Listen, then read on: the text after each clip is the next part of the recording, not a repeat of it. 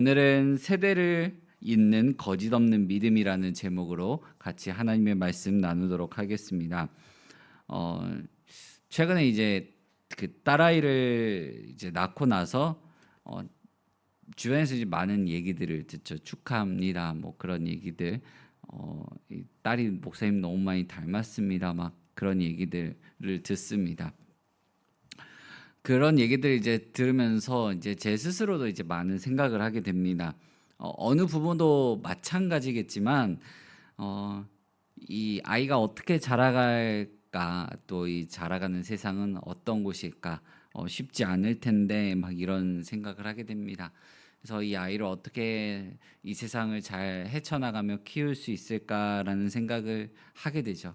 그래서 그런 생각들 가운데 드는 것들이 이제 좋은 아이가 이제 학교를 다니면서 좋은 성적을 거두는 것, 그리고 앞으로 이 아이가 다니게 될 학교는 어떤 곳들일까, 어떤 비전을 갖고 이 아이가 어떤 직업을 갖게 될까라는 생각을 하게 됩니다.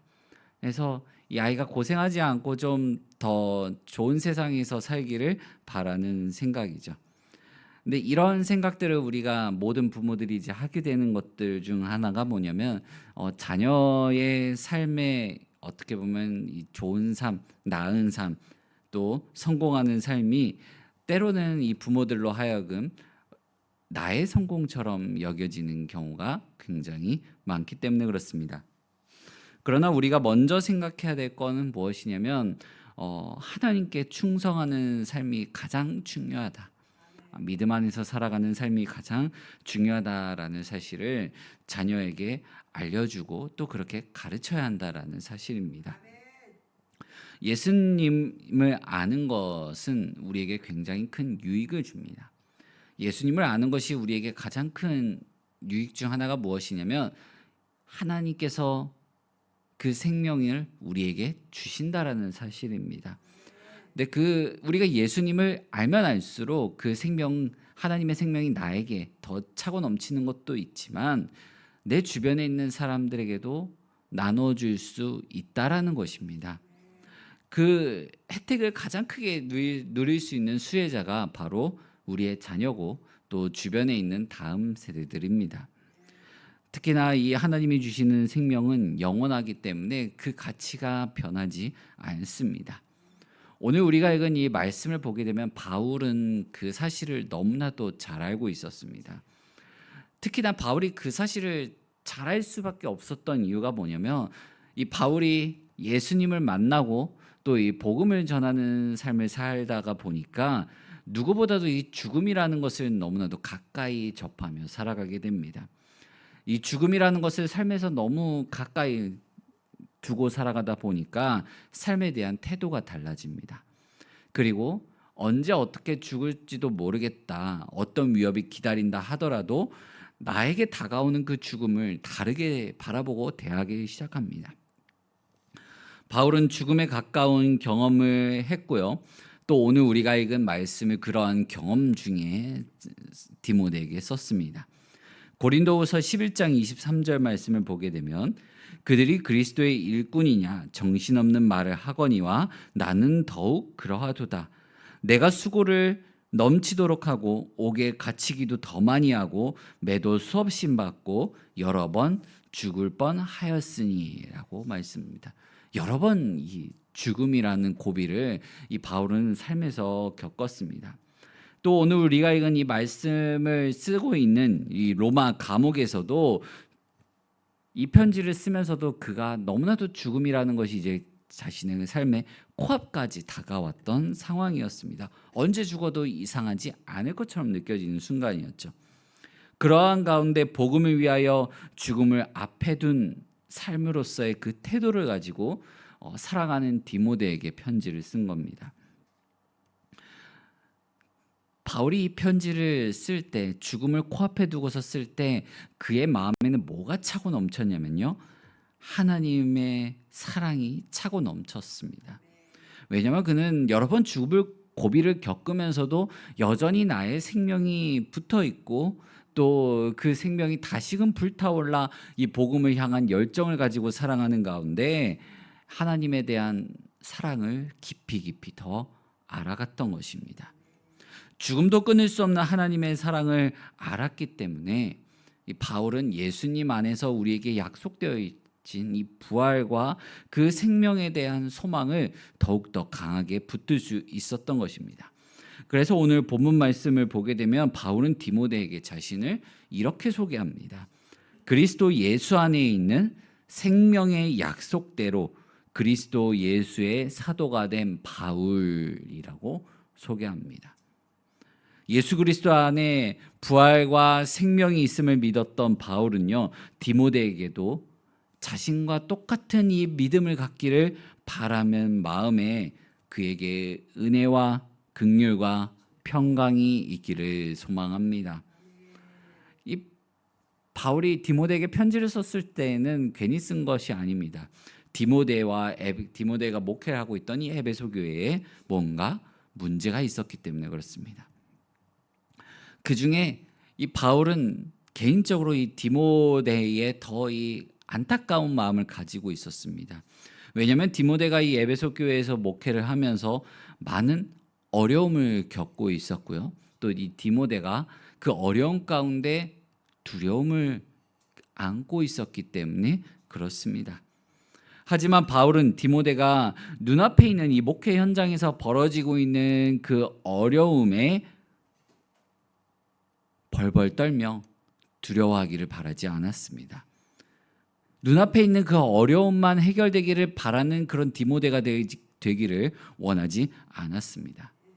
바울은 디모데가 더 큰, 더 먼 미래, 더 영광스러운 그 순간을 바라보면서 하나님께서 약속해 주신 그 영원한 말씀 안에서 받게 될 상급을 믿으며 나아가기를 소망했던 것입니다. 우리가 자녀에게 그리고 다음 세대에게 물려주어야 할 신앙의 유산이 바로 이런 것입니다. 부모로서 삶이 호락호락하지 않다라는 사실은 우리는 잘 알고 있습니다. 그리고 아이가 성장하면 성장할수록 마주하게 될 그 현실이 더 힘들다는 것도 알고 있습니다. 우리가 자라왔던 이 학창 시절보다 자녀들이 겪게 될 학창 시절이 더 치열하고 또 경쟁 사회에 들어가게 됩니다. 그것뿐만 아니라 이 성인이 되면서 스스로 책임져야 될 일들이 더 많아지고요. 또 책임져야 할 그 책임감과 또 사람들이 많아지게 됩니다. 그 가운데 우리는 당장 눈앞의 어려움을 해결할 이 세상의 방법을 먼저 가르칠 것인지 아니면 바울처럼 디모데에게 하나님의 영원한 약속을 믿고 나아갈 것을 가르칠 것인지 정해야 합니다. 우리에겐 그 마음의 확정이 있어야만 합니다. 어려운 길을 자녀들이 걸어갈 것을 생각하면 부모들로서는 말리고 싶은 마음이 들기 마련입니다. 저에겐 어떻게 보면 2026년이 그렇습니다. 왜냐하면 이 두 딸이 있는데 하나는 이제 고3이고요. 하나는 이제 막 인생을 시작한 지 이제 78일 됐습니다. 78일 된 딸이 있습니다. 요즘은 이 두 딸이 걸어갈 이 어려움을 많이 생각하게 되죠.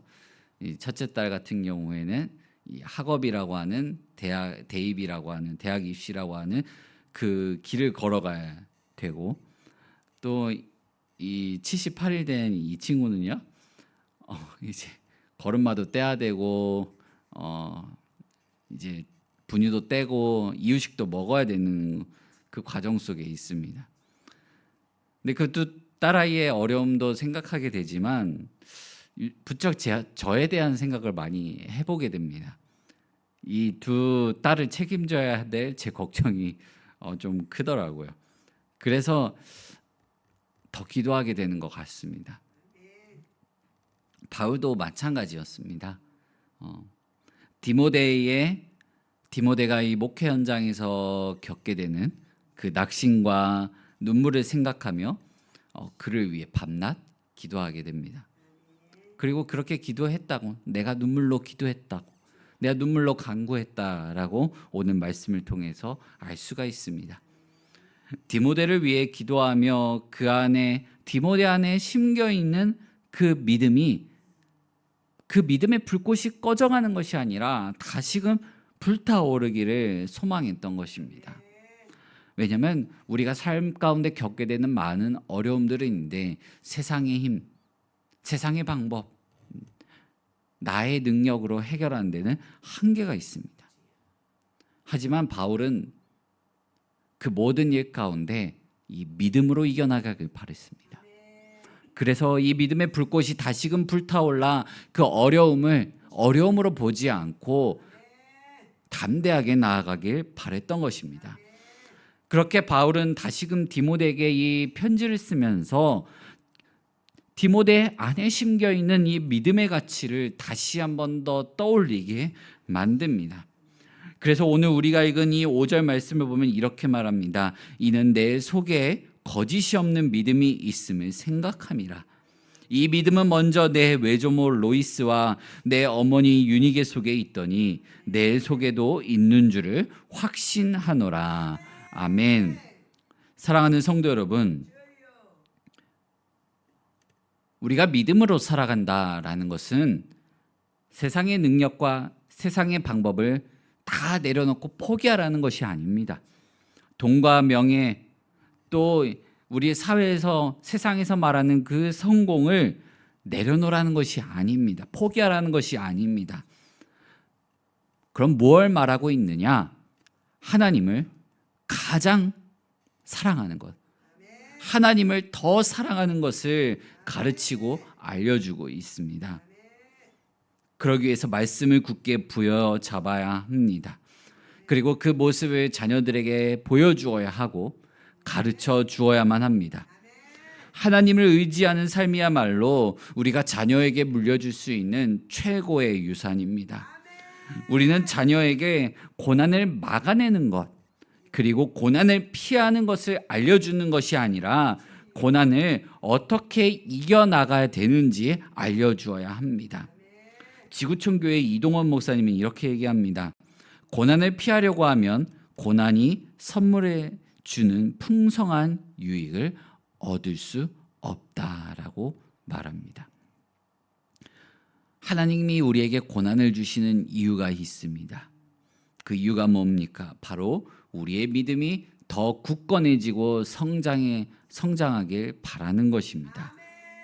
자녀들이 고난의 길을 걸어갈 것을 알면서 그 자녀들이 겪게 될 고난은 우리가 미리 막아서고 그 고난을 피할 수 있도록 해주는 것은 이 자녀가 더욱더 성숙한 사람으로 성장하는 것을 방해하는 일입니다.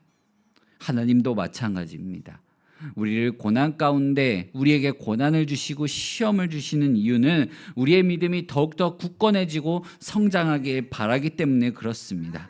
그러면 우리가 그리스도인으로서 믿음의 삶을 살아낼 때 자녀에게 가르쳐야 되는 것은 고난 가운데서도 어떻게 믿음으로 이기며 나아가야 하는지를 가르쳐 주어야 되고 그것을 내 삶으로 보여주어야 됩니다. 우리가 하나님을 신실하게 의지하고 하나님을 향한 믿음이 불타오르고 있다라는 사실을 자녀들에게 우리의 삶으로 보여주고 알려주어야 합니다. 사랑하는 성도 여러분, 그렇게 세대를 잇는 믿음이 우리에게 있어야만 합니다. 그 사명이 우리 교회와 우리의 삶에 있는 줄로 압니다. 우리가 세대를 이어나가는 그 불타오르는 믿음으로, 또한 이 안에 꺼지지 않는 생명의 불꽃으로, 또한 거짓이 없는 하나님의 약속으로 그 믿음을 이어나가고 또 가르치고 전하는 우리 모든 성도님들 되시기를 간절히 소망합니다.